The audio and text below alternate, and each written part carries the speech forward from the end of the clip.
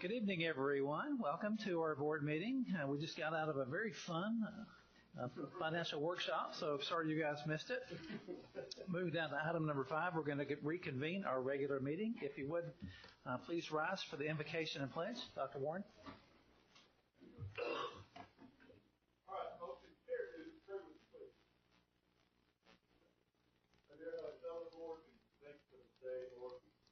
Thank you for allowing us to be part of the school district, a part of the youth to serve, Lord. Yes, all of us, and Lord, above all things, yes, provide your love, guidance, and Lord, your protection to our children. And we pray. Amen. All right, folks, we have 2 students from Chisholm Trail. Workers, pretty good kids. Very good. Awesome, awesome. Go up. Go say your last name. Polson. Rose Polson is an 8th grader at Chisholm Trail. Paul Stacy, we're here tonight. Good to see you. Rose loves history and math.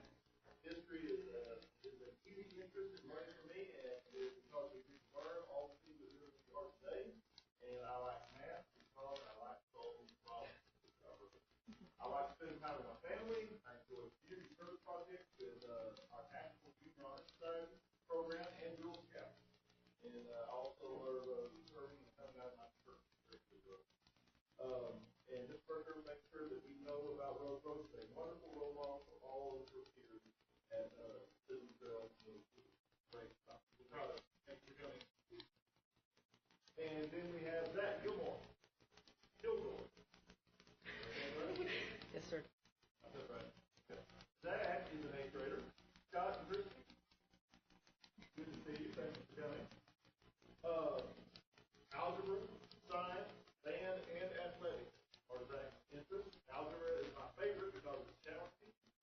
He likes to play sports and the trumpet. Both sides challenging. I like to hang out with my friends, and I like to work hard at school and get good grades. Mr. Berker makes sure Zach is a leader on campus. He is a hard-working student in the classroom, and among his peers and athletes, he strives to do his best every day. Awesome. Thank y'all for coming. Would you like to lead us in a pledge? I pledge allegiance to the flag of the United States of America and to the republic for which it stands, one nation, under God, indivisible, with liberty and justice for all. Honor the Texas flag. I pledge allegiance to thee, Texas, one state, under God, one and indivisible. You got to stay put. Give us a prize.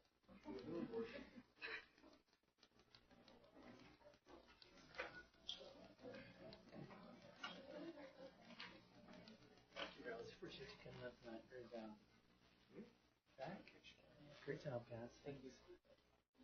We're going to turn that to Mr. Parker.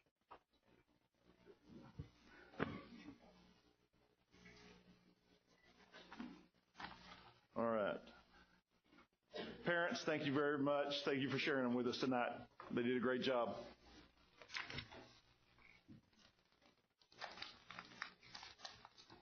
Moving down to item number 7, recognitions. Dr. Warren. All right. Mr. Schluter, if you'll make it down to our usual places. Mrs. Conklin, please. We got several to honor tonight. We do. We have a lot to honor. If you guys wouldn't mind coming down to the front to start our recognitions, we'll start off with our business partners this evening. So we'll turn it over to Mr. Cantu. Thank you, Emily. Tonight, we are pleased to welcome our newest partner in education, Horace Mann Insurance. At this time, if we could, please have Phil Beckman and Horace Mann Insurance agent Corey Woodward join Dr. Warren and Mr. Schluter up front, please. Horace Mann Insurance has been a partner for years. Mr. Woodward brings a new face to the partnership. As a partner, Corey has already collaborated with several campuses, and we look forward to recognizing him soon as an adopt-a-school partner at a future board meeting. We'd like to welcome our newest partner in education, Corey Woodward and Horace Mann Insurance.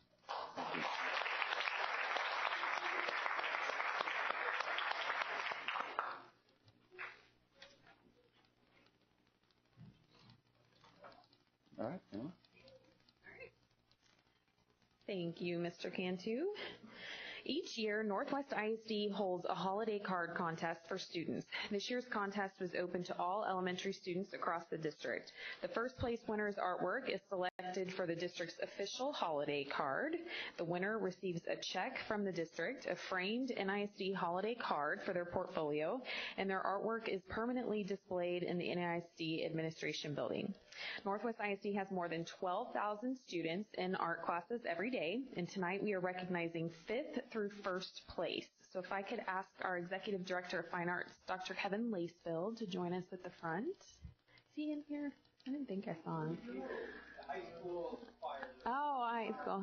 Okay, never mind. All right. So starting with 5th place from Cox Elementary School is 5th grader Riley Francis. You can go ahead and come to the front. And her art teacher is Sarah Asher. So if you're here this evening, feel free to join. Okay.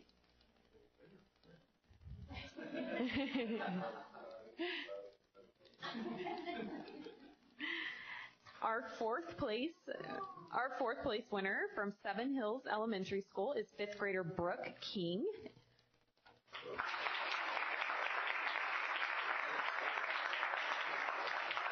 And her art teacher is Belinda Little. So if you're here, please join us at the front.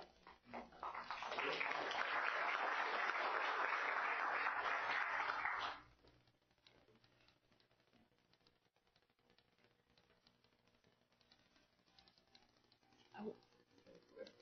I think I just remembered my PowerPoint. And I'm sorry, I should be going through the slides. So we had Riley Francis, this was her card right here.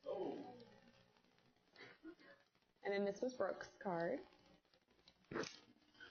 All right, and 3rd place is from Beck Elementary School, and it's 5th grader Hartley Arata.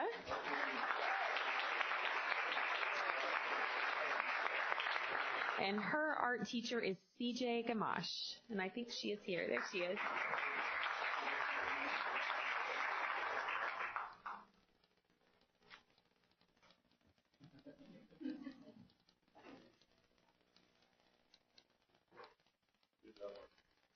All right, and our 2nd place is from Beck Elementary School, and it's 5th grader Mac Buss, and his art teacher is CJ Gamache.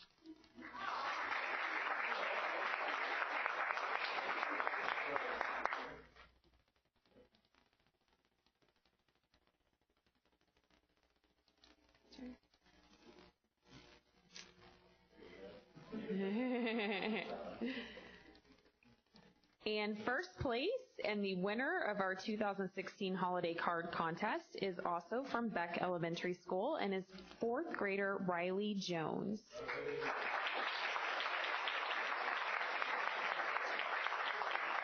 And Riley's teacher is also CJ Gamache. So each of the students recognized this evening will have their artwork printed on the back of the Northwest ISD holiday card. Congratulations. Can we get one big picture of everybody?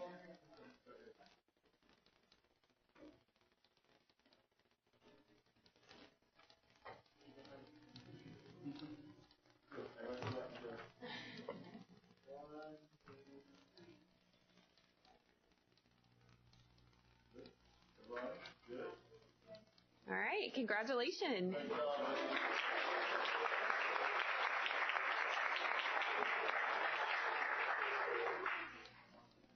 All right. Tonight we are also recognizing the board for the Northwest ISD Education Foundation for their partnership and service to students and staff in Northwest ISD. So when I call your name, I would like to ask the following people to join Dr. Warren and Mr. Schluter up at the front. We have Executive Director for the Northwest ISD Education Foundation, David Hester. We have President Tina Patel.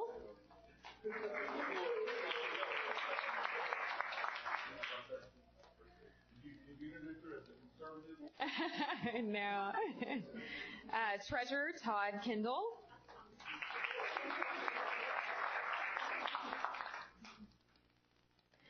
Then we have Director Clint Abernathy.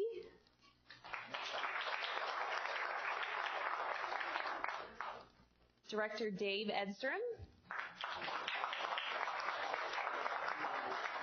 Director Mimi Ragsdale. Director Devonna Holland. Oh, sorry. Oh, Todd, Jennifer, it may be in that package right there. Yeah. Yes, I have. And then Director Steve Isham.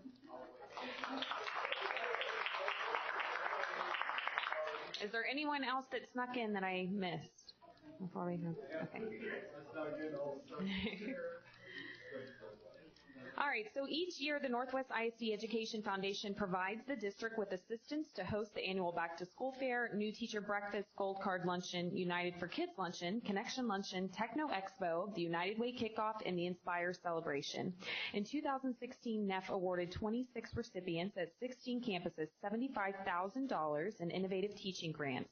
Since its creation in 1999, more than $1.6 million in grants has been awarded, and more than $500,000 has been presented to students for scholarships. Thank you for your support and your partnership, and we appreciate all that you do for our students and staff. Board, one comment that I'll make, because I've been working with you guys since I've been here. Be very proud of this group. They don't have to do this. I've told them this before. They don't have to do this. They do this because they love our children. They love our staff.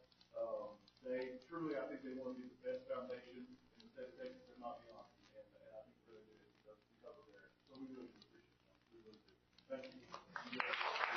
Thank you.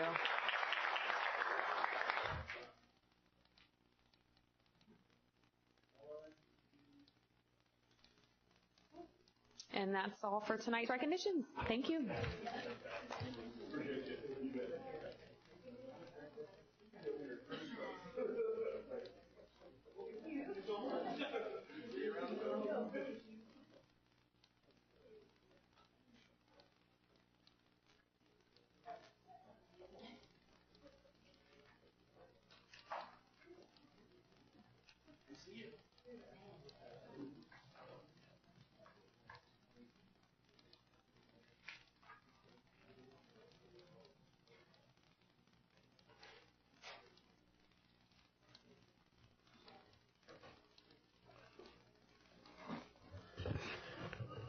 Wow, that was fun. Where'd everybody go? They didn't need to be excused. So we're down to item number 8, public participation, and there is none tonight. Moving down to item 9, consent agenda. Board members. Mr. President, Ms. Kopp. I move to approve the consent agenda as submitted. A motion has been made by Ms. Kopp, seconded by Dr. Simpson. All those in favor? Motion carries 7-0. Thank you, board members. Moving down to discussion action items. Item number 10. A is local district update, LDU 2016.06, affecting local policy GKB. I should put my glasses on. Local community relations, advertising, and fundraising in the schools. Dr. Warren. Board, you essentially gave Mrs. Conklin her marching orders when you approved this year's district improvement plan. She's been working very hard, and as she explained last board meeting, she's come up with a really good plan to expand our revenue sources and through the advertising, but in doing so, this will necessitate a change in GKB local. That's Emily, right. any comments? I don't have anything else to add this evening, just that we ask your approval in changing this local policy and adding this update. Do you guys have any questions for me? We'll entertain a motion.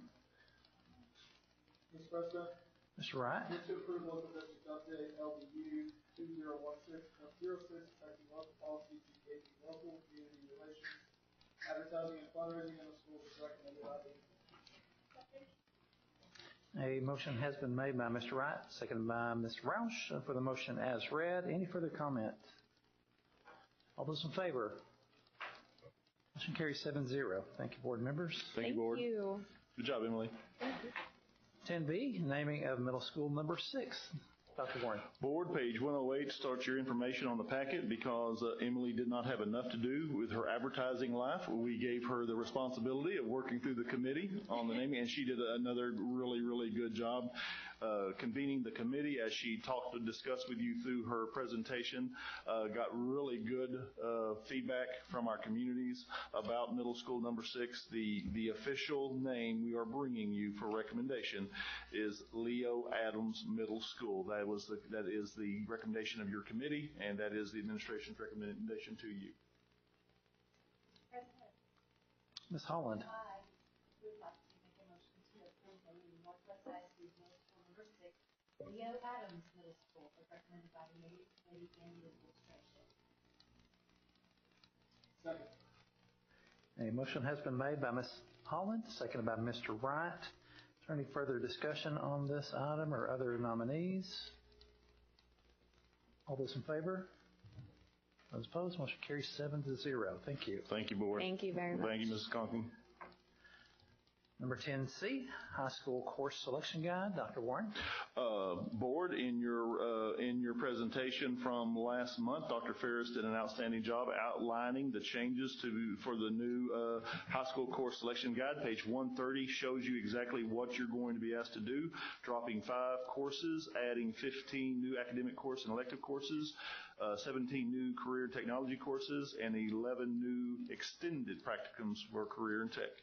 I would recommend that you approve our high school course selection guide based on those recommendations.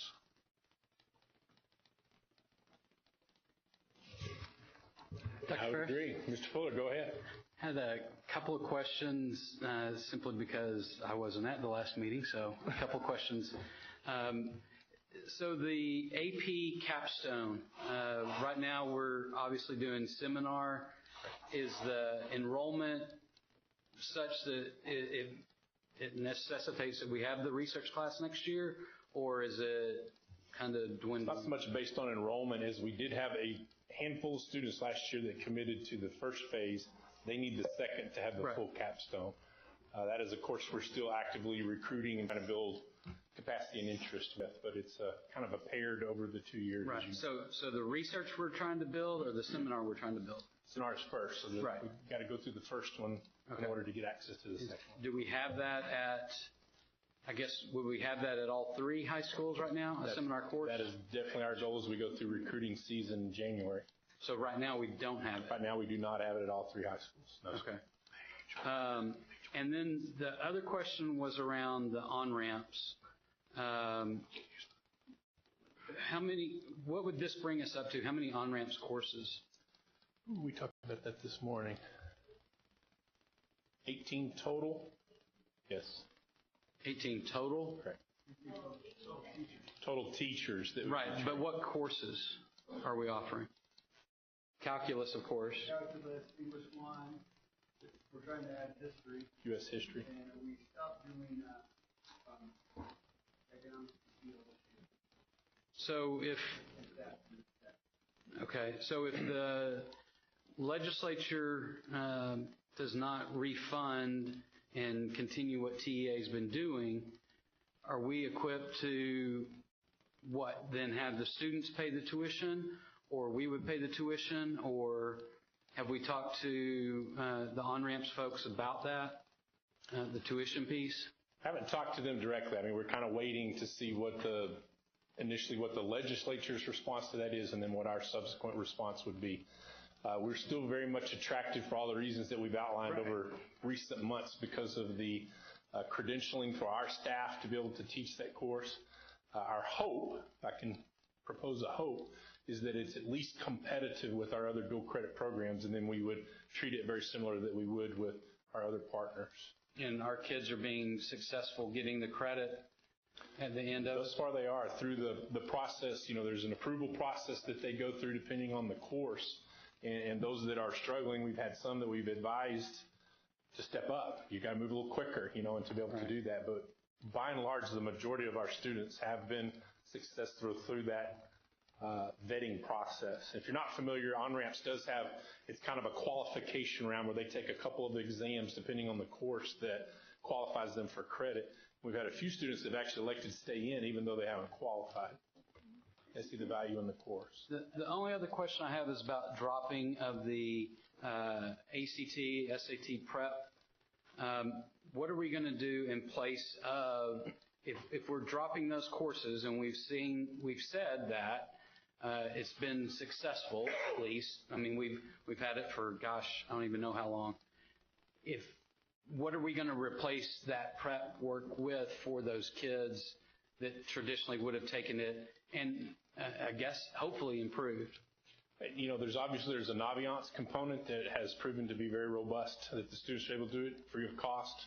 Khan Academy has some, so we're looking at some online offerings for that as well, and working with Mr. Sipe to see how are some ways outside of a set local credit class can we continue to provide support for those students that want it. It has had some dwindling interest in the sense that it's not a weighted course, so there's kind of been a decline in participation over time, and those that have participated, many of them weren't there by choice, so to speak. They needed a credit to fill out, and that's where we placed them. But we're looking at a variety of other online opportunities for those students that can self-pace, they're pacing through it, and still have some support from the campus. Okay. All right. Thanks. Other questions? I will entertain a motion if the board so desires. Mr. Schluter. Mr. Fuller. I move that we approve the 17-18 high school course selection guide as recommended by administration. Was that you, Ms. Holland, or you, Dr. Simpson? Okay. A motion has been made by Mr. Fuller, seconded by Ms. Holland. For the motion as read, is there any further discussion on this item? That's some great courses that I wish I could go back to high school. I guess probably hook you up. All right. Thank you. Thank you. Any further discussions? All those in favor? Motion carries 7-0. Thank you, Board. Item 10D, class size waivers, exemption. Dr. Warren. Board, as I discussed with you in my report to you over the weekend, I think it's pretty much unheard of for fast growth district. First of all, to go all the way to December to have to utilize a waiver, plus just having just two in the entire school district. That is just I can't say enough about you. And then the planning processes the staff went through to make sure that we were well staffed on all of our schools. Dr. Kaylee has done a great job tracking this she tracks it every week. She looks at every classroom in our elementaries, K through 4, to track these grade levels. As of December, we have 2 classrooms, one second grade classroom at Seven Hills and one first grade classroom at Hughes Elementary, and they are over by one student over the 22-to-1. So by state mandate, we are mandated for you to ask for your approval and then TA's approval for the class size waiver exemption. I would recommend that you approve those 2 exemptions for Hughes and for Seven Hills, please. Both of them are once they're 23. Both of them are 23. And if those were to increase, would then we come back and look at the waiver again, or would they just continue to? If those specific classes were to increase, no, you would not have to reapply. Once you go over, you do the one waiver.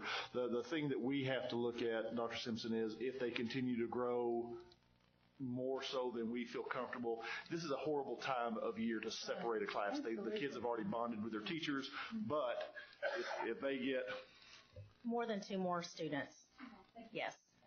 Then we would look at adding. Yes.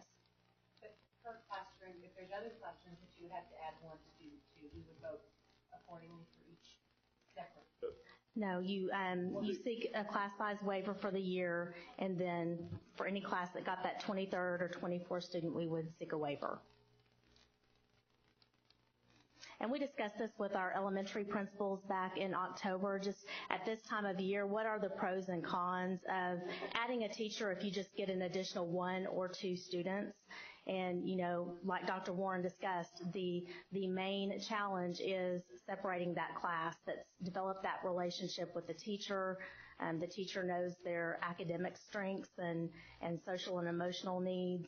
And it's difficult at any time of the year. We've added 6 teachers since the start of school.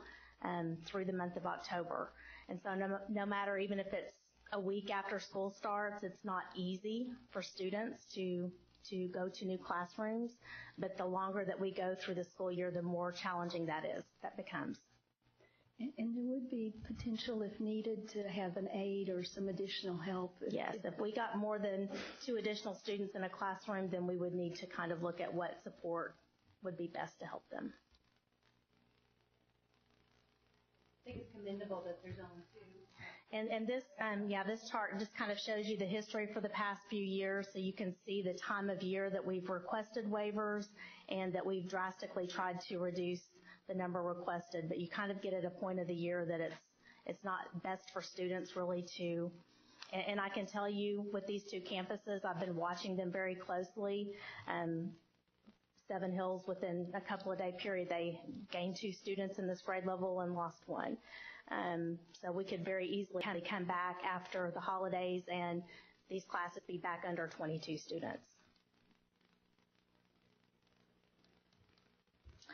So tonight, yes, I'm asking that you approve us seeking a waiver. We did bring this to our District Educational Improvement Council back in September, and they approved us seeking a waiver if needed at any point during the school year. Schluter? Mr. Fuller. I move that we approve the TA class size exemption waiver for elementary classrooms which exceed the 22-to-1 standard as recommended by the DEIC and administration.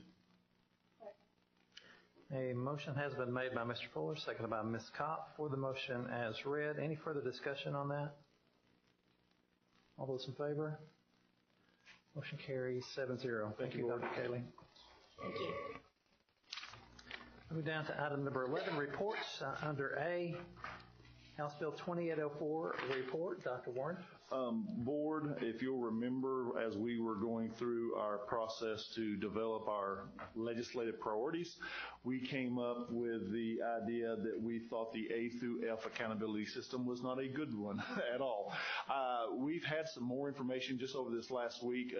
Melissa DeSimone, Dr. DeSimone has done an outstanding job assimilating all this new information, and I wanted, just moving forward, because many of you, if not all of you, will be participating in the legislative session with me as we move into January and onward. I just want to make sure you have all the information that you can have about especially this one subject, because when we get back from January, we will get the preview of the ratings. In fact, all of our campuses will be assigned a preliminary rating if the accountability system were in effect this year, what our ratings would be. So when you get questions from our community members, from our parents, I wanted to make sure you had all the information to do that. So Dr. Thornell, please. Well, first of all, thank you very much for this opportunity to explain the unexplainable. And because of that, I'm going to let Dr. DeSimone do most of that.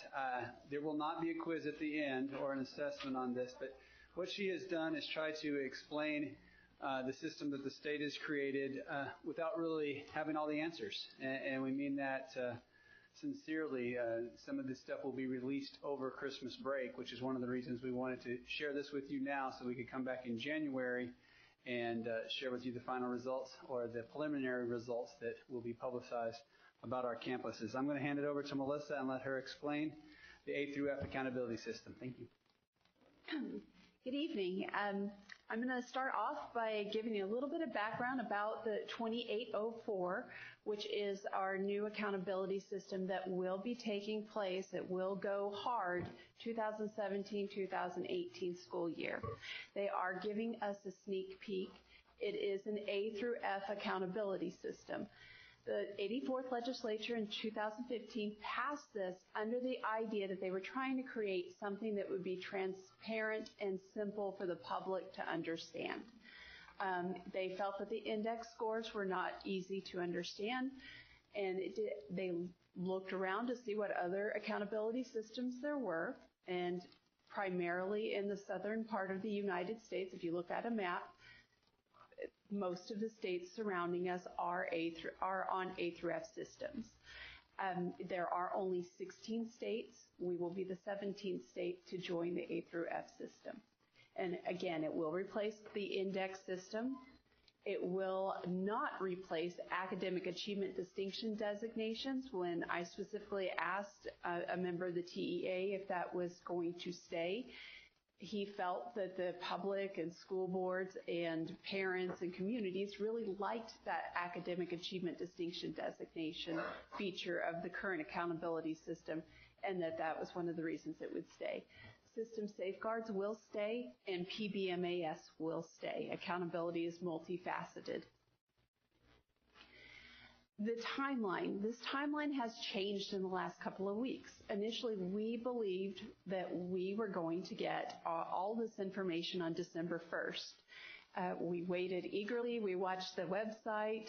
And finally, around 4 o'clock, we got an email saying what the recommendation was. And the recommendation turned out to be very similar to what ATAC had recommended back in September, but not with all the details. And they outlined a whole new timeline system. So initially, we were supposed to be given pretty much the data tables and how they were going to do the calculations. So at least that was our understanding on December 1st. And then on January 1st, they would release the information about A through F. So we had all the people who do my job were excited and had marked it as our New Year's Eve gift, right? The new timeline is December 16th. They're going to give us the unmasked data tables and plan methodologies of ratings and T's. So right now we have the ingredients that make up what the A through F system is going to be, but we don't have the recipe. So we don't know how much of this and how much of that and what statistics and formulas they are going to use to plug into this. So we're eagerly waiting for that. December 30th, they will announce what the A through F system is, or what the A through F charts are, and they will give that information to our state legislatures, members of the legislature. So they will get that before districts receive that information. On January 4th, they will release our A through F reports with ratings through T's, and January 5th, we will be busy explaining that to our principal community so that they have those answers before it goes live on January 6, 2017 to the public. And I want to remind you that the A through F rating is a rating system that it will not be considered an accountability system for this year. However, they are making it very public. So while it is not accountable to the state, it is accountable. We will be asked some pretty hard questions by our community. So here's the proposed A through F rating system. The ratings are divided into 3 distinct categories. We have our STAR EOC, our post-secondary readiness, and our community and student engagement.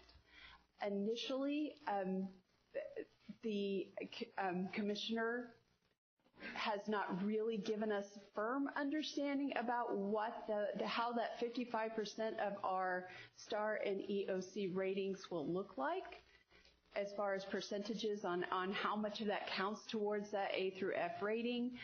But he did give the superintendents last week a nice sneak preview in which what we will see is student achievement or student progress will be 35% of that A through F rating, and closing the gap will be 20%. The ATAC recommendations were 15% for student achievement, 20% for student progress, and 15% for closing gaps, making the 55%. But it looks like the commissioner has revisited that idea. The nice thing about that particular kind of decision, not kind of decision, but decision if that goes hard, is it matches what we know for our index system. Right now, under the indices, we are, as schools and districts, we are held accountable for either Index 1 or Index 2, and this would mirror that. The sneak peek that we will be given on January 4th will not include our community and student engagement piece, but in the future, 2017-18, that will be part of it. So initially, the numbers are 55% will be reliant on EOCs and STAR, and that's in our student achievement, student progress, and closing performance gaps. 35% will be in post-secondary readiness, and 10% will be in community and student engagement, but we will not see that last 10% on what we will see in January. So essentially, we're getting a 90% view of where we would be. I always feel that it's best to start with what we already know.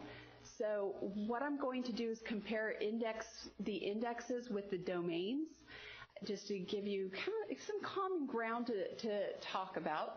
However, I will say that the index system has been reimagined under the domain, so it's not a perfect mirror of what our index system was. So index 1 essentially just asked who passed STAR content test. They took every test taken by every student in every subject, came up with a number of passers, and then they divided it by the number of tests taken. We got one number for that, and I'm pleased to announce that Northwest ISD, every single school, easily met our expectations on Index 1. Domain 1 is asking who passed and who is at level 2 recommended. So Domain 1 student achievement is going to look at that passing model and our STAR College Readiness Standard, which is that level 2 recommended standard, and what they have historically called their post-secondary readiness standard. So what we need to know is that essentially they are taking all of the passing standards, all 3 passing standards, and we will see some level of accountability under Domain 1. So students will be measured at passing standard. Students are to be measured at that final level 2 standard. And then we can be bumped up a letter grade if we're in the top quartile of any of our comparison groups. So that was it. When they rank our schools, they take them, put them against 40 other schools, and see where they fall, basically create a list from top to bottom, where they fall. And if you're in the top 10, you get an academic distinction designation. And that data is largely based on advanced level 3 performances. Index 2, that question under the old system asked, did all of our students improve their 2016 scores from their 2015 scores by X amount?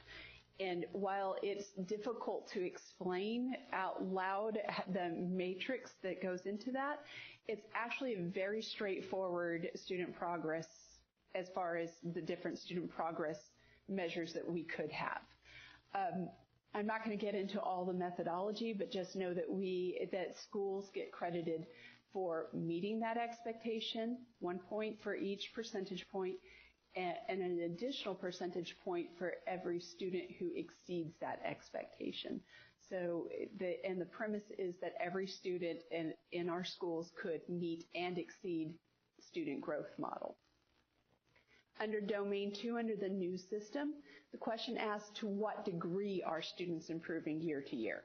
So they're moving from did they to what degree, and what that looks like is they are going to look at the progress measure, whether they are satisfactorily meeting that progress measure, and they're coming up with a new progress measure, at least that was the last thing we were told, on STAR College Readiness.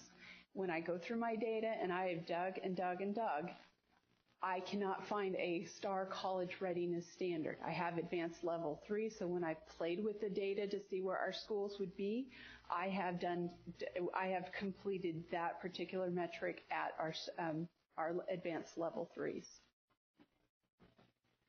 So what we need to know, growth is still going to be rewarded, and there may be a change in how growth is calculated.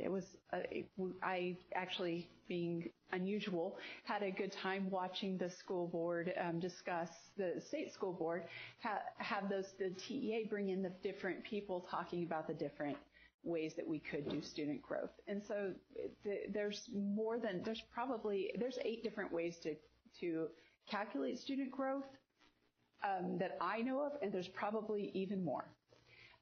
Initially, they said that we could bump up a letter grade if we were in the top quartile of our comparison groups. Now it's looking like it may move to a regression model. So what that means is they will take all of the schools and they'll basically put them on a scatter plot, do a regression line, and if you're at least one measure above that regression line, you will get a bump up in your grade. So you can go from a C to a B.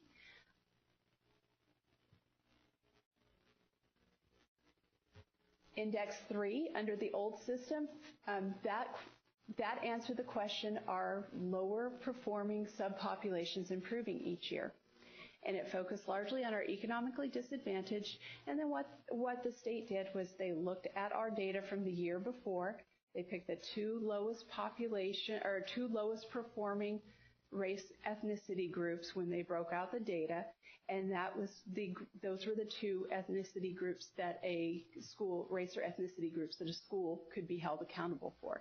The minimum size was 25. You had to have 25 reading tests, and you had 25 math tests. The campuses could have, I won't get into that, but you can see if you want to dig into the how it's made, it's a little more complicated than straightforward, but it works for calculating that index 3. We're moving to domain 3, and that question is, are all subpopulations passing?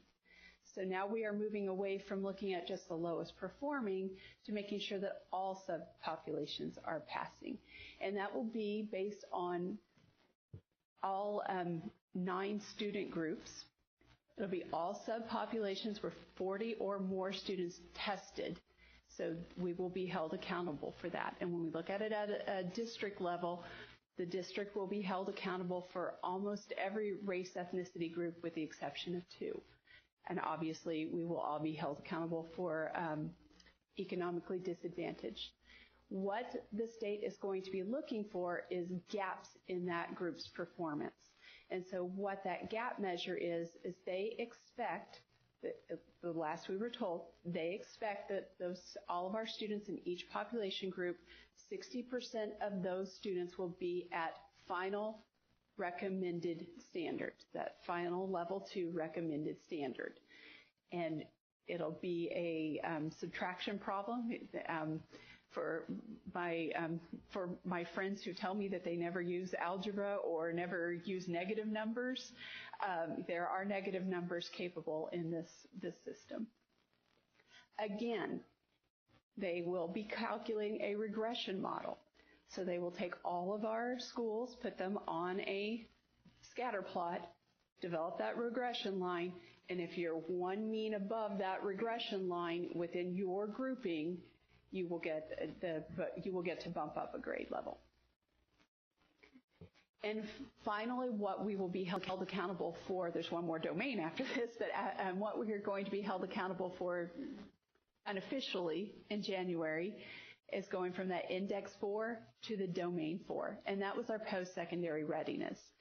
And historically, how they have measured post-secondary readiness for elementary school and middle school is to look at this number of percent of students who pass at final recommended level 2 on 2 or more STAR tests.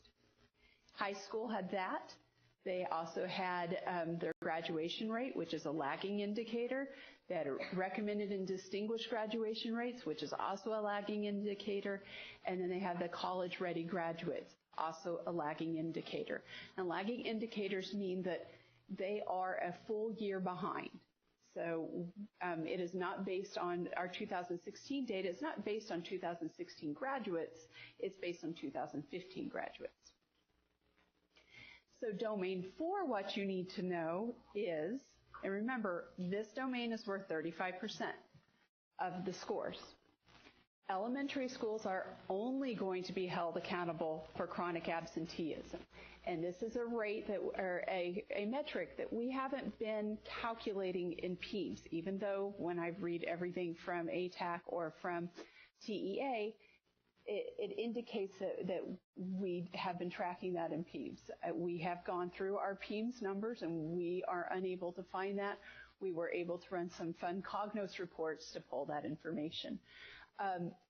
They are defining chronic absenteeism rates in a way I believe that they feel is fair, and that is that the students are stable, meaning they're non-mobile, meaning that they are enrolled in your school for 85% of the school year. And to be chronically absent, you have to miss more than 10% of the days.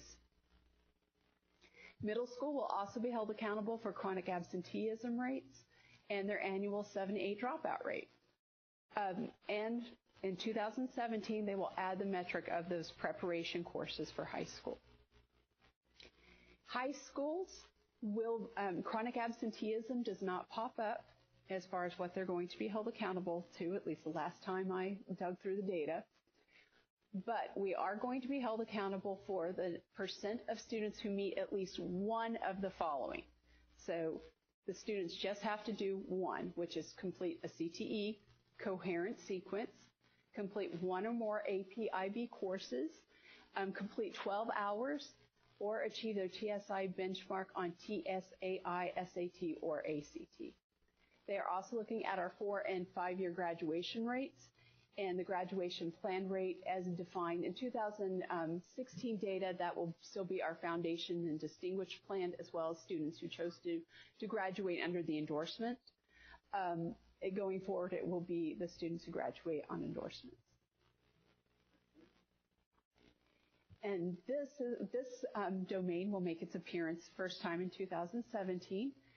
It is based on our community and student engagement. They have dropped the compliance word on community and student engagement, which leads me to believe that they will be looking more at the engagement rubric side of it rather than our compliance checklist side. This case is based on House Bill 5, in which school districts and schools developed an 8-part rubric, and we self-reported. And that was the last we ever saw of the data as far as that went. Under Domain 5, when we're switching over to that, we will still be tracking 8 of the 8 indicators, but schools get to choose 3 of those indicators that they want to report to the state to be held accountable for. So we should pick the areas that each school is and can and should probably have different area indicators that they are looking at based on the community values of their school. And again, I want to come back to this about the understanding the A through F ratings.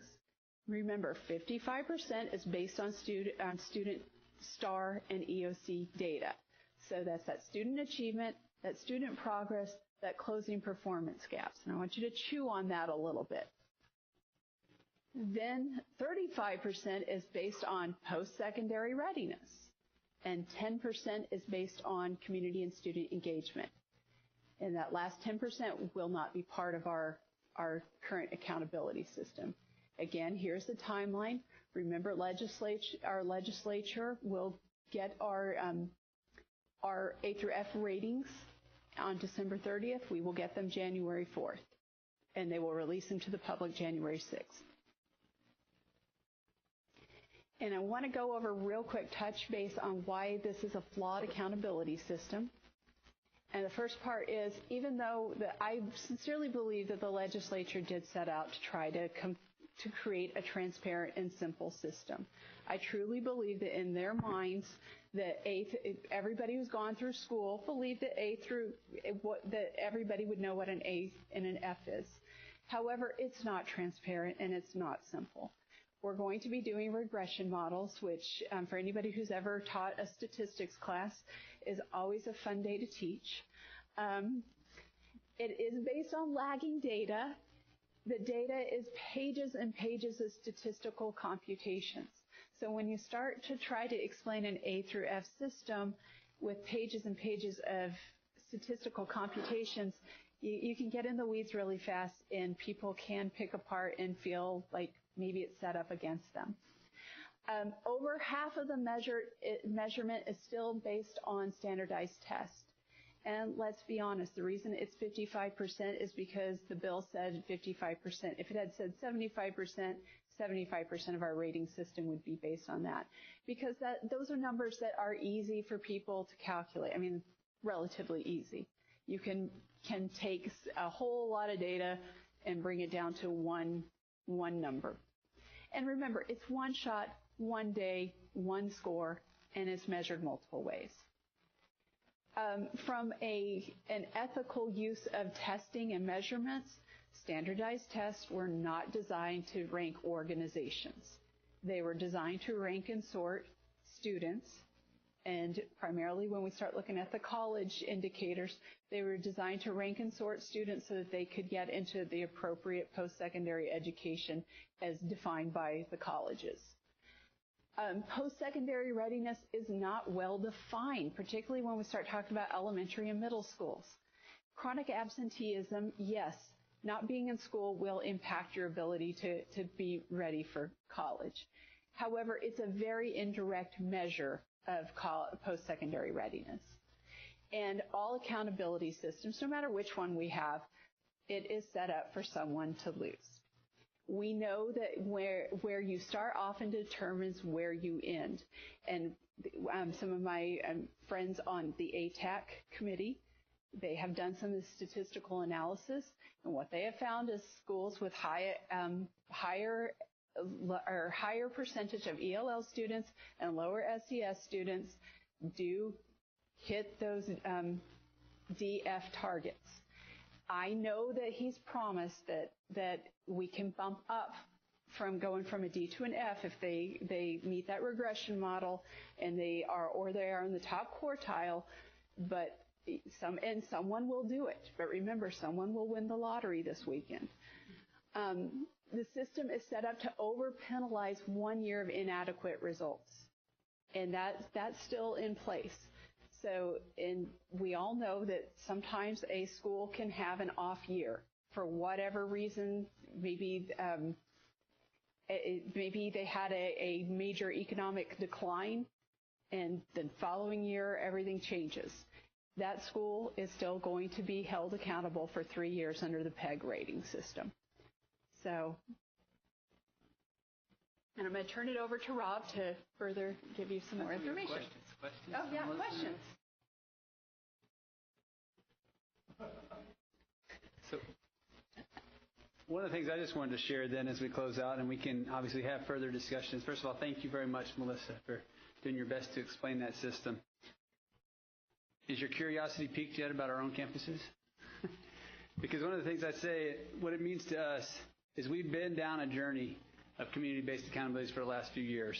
I believe we have great schools, and I hope all of you believe we have great schools, and I'll say that today, just like I'll say it on January 4th and on January 6th if anybody in the newspapers call me.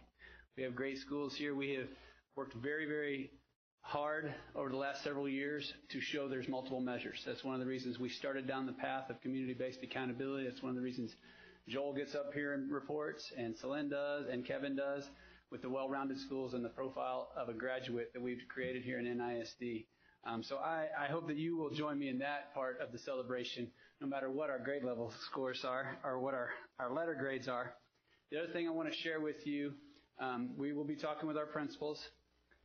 There's not going to be any ticker tape parades for our A campuses, and we're not going to raise a white flag if we end up with a lower grade than we're supposed to.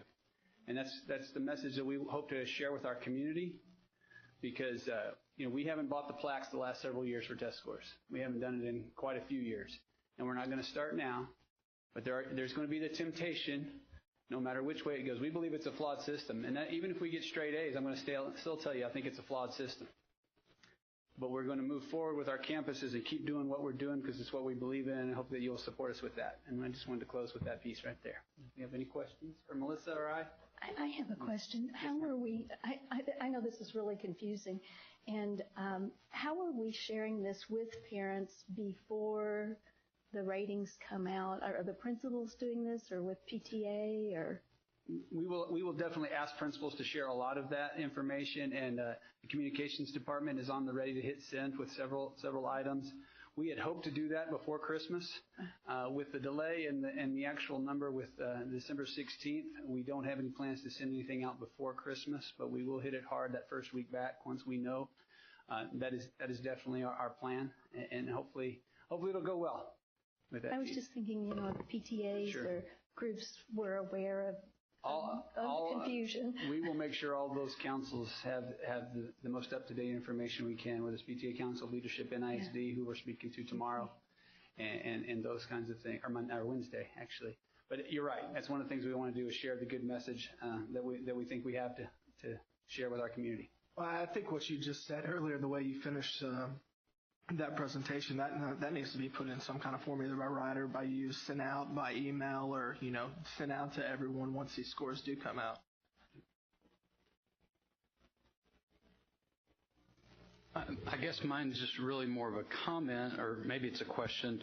If you can bump a letter grade, basically a curve, so there's got to be winners and losers regardless. And so it's almost that you're going to have a bell curve, almost a perfect bell curve. And so regardless of how good you still are down at the bottom, you're still going to be an F at the bottom. And so I appreciate what you said, Rob, about, no ticker tape parades for A's, B's, D's, or F's, because I think most people in this district for sure would agree that all of our campuses are at the A level, and we still have room to improve. We always will. But I just don't think there can be winners and losers in all of this, because the kids end up losing at the end. Thanks. I guess one of the remarks that I would like to make is, regardless of how these scores turn out and the legislators view these, if they're A's and B's, they will say that there's enough funding. If there's D's and F's, they'll say, we put all the money we can into it and it's still not working. So we're really in a no-win situation. But, we do an incredible job. You guys do an incredible job bringing education. Dr. Ferris back there talked about all these new courses. It's so exciting for kids in high school, in our school district. So I'm very proud of your accomplishments. Thank you. Great job. I look forward to seeing the communication. Yes. It's under 11 reports, facilities planning and construction monthly report. Dr. Warren. Mr. Fleur, once again, bring us home. All right. We'll be short and sweet then. We'll get out of here. Okay, so we actually do have a pretty quick report for you tonight. We're going to go through the things you see there: construction projects, middle school 6, the Schluter Elementary Edition, and then our planning projects, the Elementary 18 and long-range planning process. Middle school 6, of course, approved the CFA, which was the public works side of the project tonight. And so that work is going to all begin. POG is doing that, so that's a cost benefit to us, the fact they're doing both the public works side and the actual campus. That's a good thing for us. And as you know, we're going to be breaking ground here in just a couple of days. So it's an exciting process, and look forward to hopefully seeing each of you out there for that exciting event. They've promised me, POG said 80 degrees and sunny, right? That's okay. All right. Yeah, they're going to do their best on the weather. Here is that CFA agreement. You can see kind of the highlighted areas as well as all the easements. This really centers around, I've brought you those easements discussions before. It's the road work and the easements and all the stuff, the minutia that kind of goes around the site, not necessarily the site and the building itself. So that's what's involved with the community facilities agreement that we're progressing with on that as well. Schluter Edition, I've complimented Sarah before and her team, doing a great job there. We are in the final stages of that as we push forward over the Christmas break, and POG, of course, here tonight as well, doing a great job. I'm sorry, North Star is doing that one. I'm sorry, not POG, my mistake. North Star doing a great job to push their guys through and to make sure that is ready for us whenever we come back and ready for the students when they come back. Looking at the art room and the 5th grade area. You can see they're kind of doing the final grade there on the outside. Exterior's up. There's the interior, waiting for carpet and ceiling tile, but I think that's down now, right? Last I checked. Yeah. So it's moving along. There's a hallway corridor. Once again, just final stages here as we push forward towards the end. The gym and stage expansion, there's the exterior of the building. They'll start to pull the fence down and start to work on the grading work there as well. Final stages going in, painting and some of the work up around the soffitted area for the lights and the stage lights. And then moving down to the classroom area, the other addition there's the hallway leading down there, and then some of the other classrooms. Once again, you see the flooring stacked up there, the ceilings coming in. So things are progressing right on time. It's going to be a race to the finish line, but they've assured us they're going to be there, and we know they'll deliver. So that's exciting. On the planning side, elementary on 18, we are at about 75% on construction drawings. They're kind of in a little bit of a holding pattern while we finalize land acquisition and get that on board so civil can start work. So civil started doing some of the work. In fact, our civil engineer is already engaged with the developer of the site that we're looking at. Of course, everything pending on bringing that site to you next board meeting for approval. But everybody's waiting in the wings and ready to get going to deliver that project once we cross that check that box of acquiring the land and move forward. Long Range Planning Committee is going very well. We have our 6th meeting tomorrow night. There's the schedule. So we have just a couple meetings left so far. We've had a lot of good participation. It's been very good. We've moved now towards a stand and deliver mode to having our groups do some group work. And so that started this last time. You can see a couple of just candid shots there of people working in the groups. They're working to make sure that we've brought forth everything that can be identified in the way of potential projects for them to discuss. And that's what they were doing this last time, was saying, here's the list of everything that's been presented, what's missing, and adding to that list.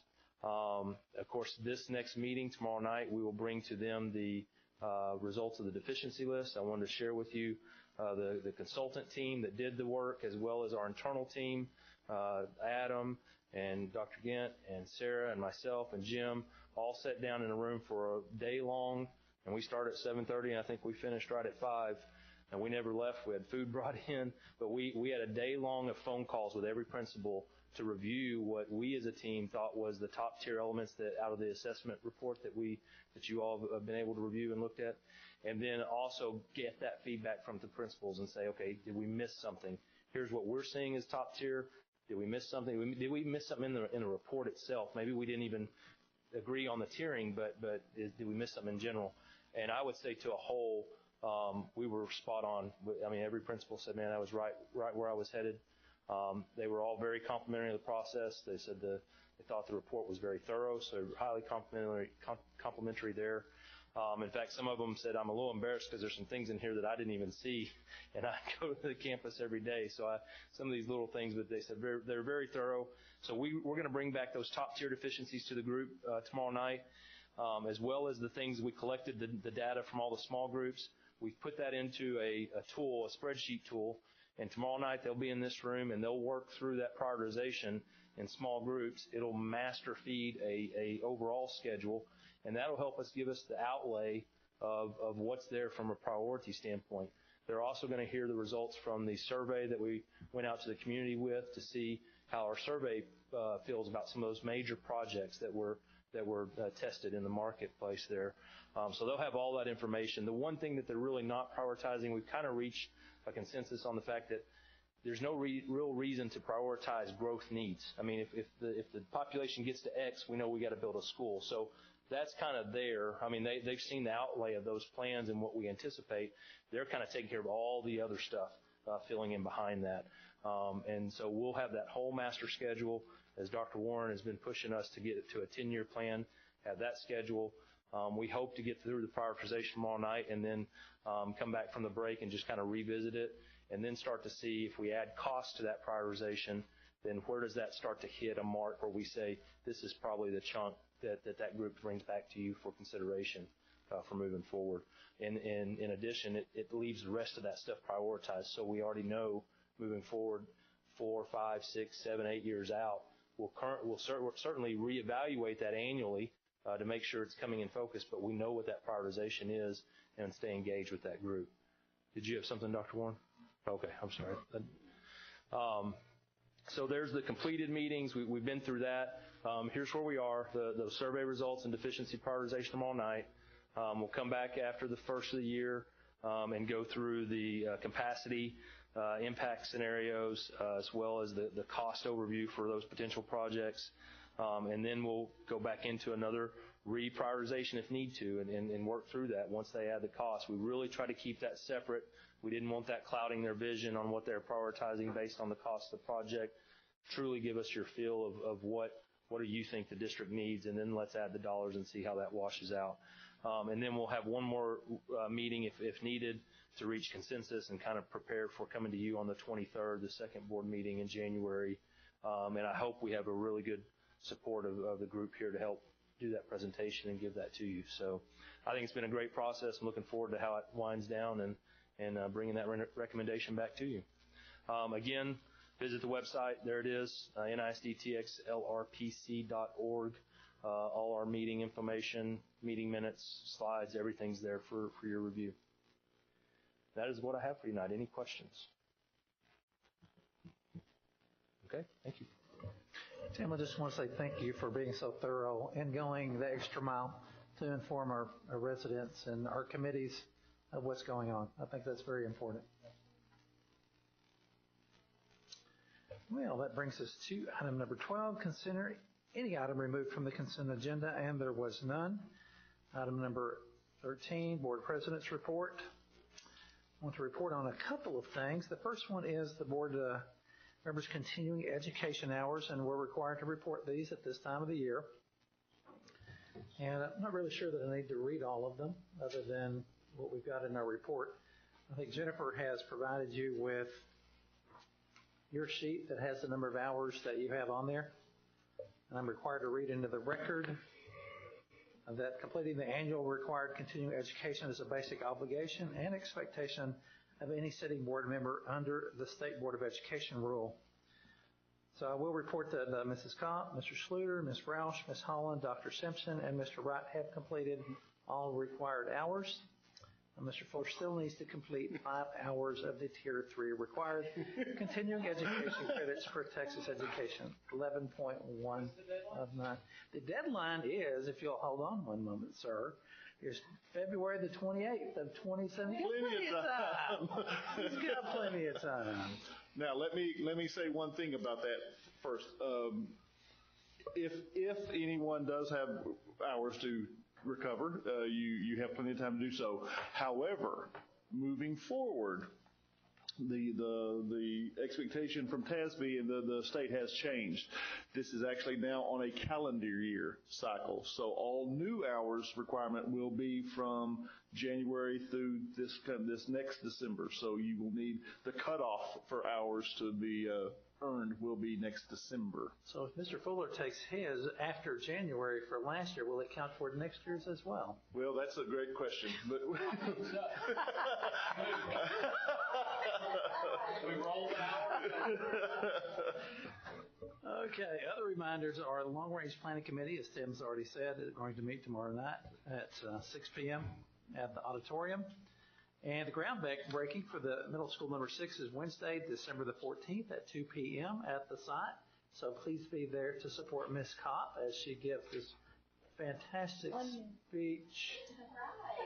So please let Jennifer know which events you are able to attend. We will not have another meeting this month.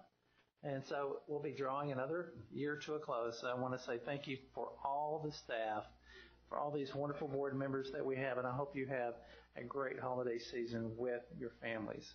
Dr. Warren. Board, just a couple of more things. We will be emailing you if you are planning to attend the groundbreaking on Wednesday. We will be emailing you an information packet tomorrow, where to park, where we're going to muster, where's the best place to actually hear and see Judy in her speech. So that will be